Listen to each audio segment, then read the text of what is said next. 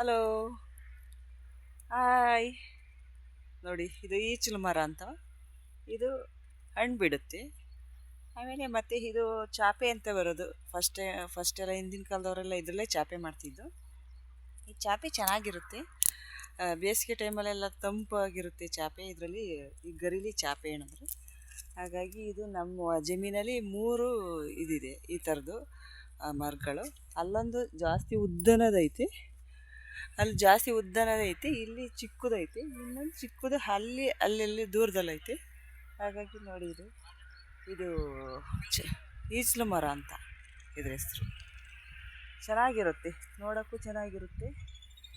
ಆದರೆ ಹಣ್ಣುಗಳೆಲ್ಲ ಎಷ್ಟು ರುಚಿ ಇರುತ್ತೆ ಅಂದರೆ ತುಂಬಾ ರುಚಿ ಇರುತ್ತೆ. ಇನ್ನೊಂದ್ಸಲ ತಿಂದರೆ ಇನ್ನೊಂದ್ಸಲ ತಿನ್ನಬೇಕು ಅನ್ನಿಸ್ತಾ ಇರುತ್ತೆ. ಆ ಥರ ರುಚಿ ಕೊಡುತ್ತೆ ಈ ಮರ.